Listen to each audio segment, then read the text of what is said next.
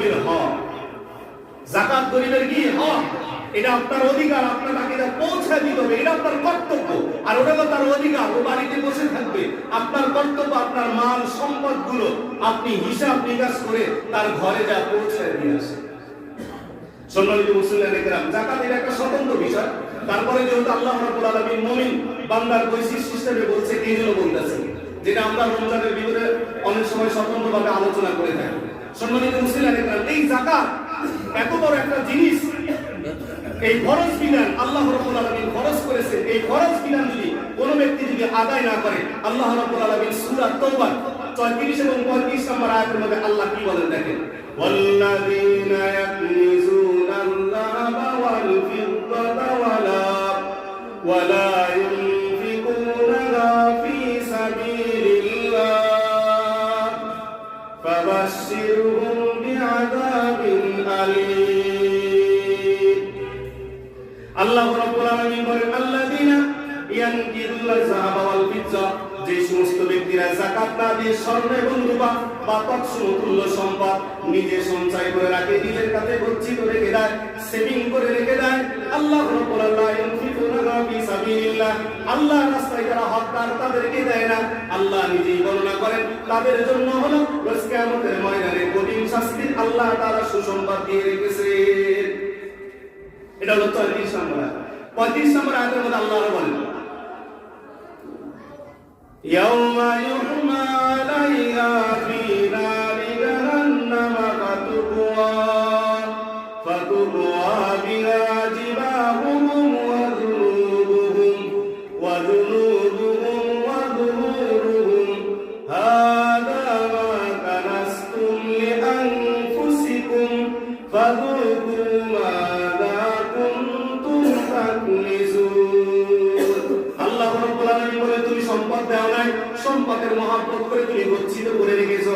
আমি আল্লাহ রাব্বুল আলামিন আজকে আমাদের ময়দানে এই সম্পদকে জাহান্নামের আগুনের দ্বারা পুড়াবো। ফাতুকওয়া বিহা ইয়াউমা ইউহমা আলাইহা ফি নারি জাহান্নাম, আমি জাহান্নামের ভিতরে আমি আল্লাহ রাব্বুল আলামিন এই সমস্ত সম্পদকে পুড়ে ছারখার করে আমি সীসা বানাবো, সীসায় রূপান্তরিত করব। ফাতুকওয়া বিহা জিবাহুম, আমি আল্লাহ রাব্বুল আলামিন সর্বপ্রথম এই সীসাকে গরম করে আমি তোমার এই কপালে আমি কি টান দিয়ে দিব। ওয়া জুনুবুহুম, আমি আল্লাহ রাব্বুল আলামিন তোমাকে এই পার্শ্ব টান দিয়ে দিব। আল্লাহ রাব্বুল আলামিন বলে, ওয়া যুহুরুহুম, আমি আল্লাহ রাব্বুল আলামিন এই সীসা দিয়ে তোমার পিঠে আমি টান দিয়ে দিব, যাতে পুরো হাসরবাসী বুঝতে পারে, সারা বিশ্বের মখলুকাত বুঝতে পারে আল্লাহ তোমাকে সম্পদ দিয়েছিল, এই সম্পদ তুমি যাকাত দাও নাই, এর জন্য তোমার চিহ্ন এই হলো তিনটা। এখন প্রশ্ন আসতে পারে, তিনটা কেন? যখন গরিব এসে বলে যে খালেদ ভাই তোমাকে আল্লাহ সম্পদ দিয়েছে, আমাকে কিছু দাও, তখন এমন ভাবে ভাঁজ করে কপালটা ভাঁজ হয়ে যায়। এই জন্য এই কপালের অহংকারী ছাপ আল্লাহ রাব্বুল আলামিন সীসা গরম করে দিয়ে দেন।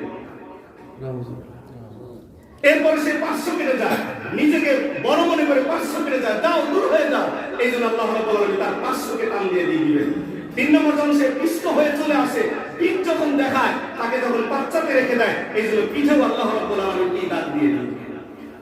এই তিনটা বলে তারপরে আল্লাহ বলবেন, হাযা মা কানাসতুম লিআনফুসিকুম, এগুলো আমার কিছু না, এগুলো তোমারই সম্পদ, তুমি তো রেখে দিয়েছিলে।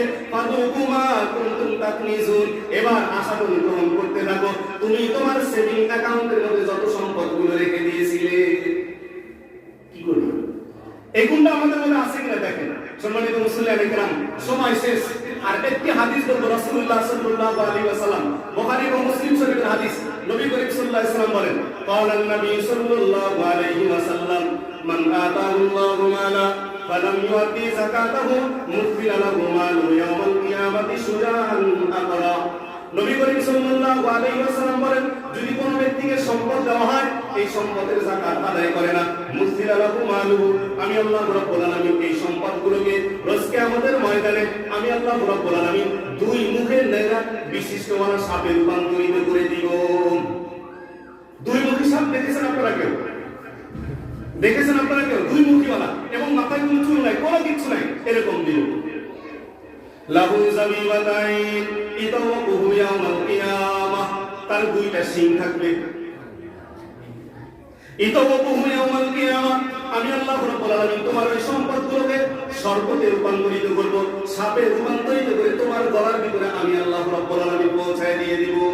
সুম্মা ইয়াখুযু বিল আহজাতাইন, আল্লাহ রাব্বুল আলামিনের হাবিব বলেন ওই সাপগুলো তোমার চোখের ভিতরে দংশন করবে, তোমার চোখের ভিতরে দংশন করবে, তোমার মুখে দংশন করবে। সুম্মা ইয়াকুলু আনা মালুকা আনা কানসু, আল্লাহ রাব্বুল আলামিনের হাবিব বলেন আর ও জবান দিয়ে বলতে থাকবে আমি হলো তোমার সম্পদ, আমি হলো তোমার সম্পদ, আমি হলো তোমার সেভিং অ্যাকাউন্ট। সম্মানিত মুসলিম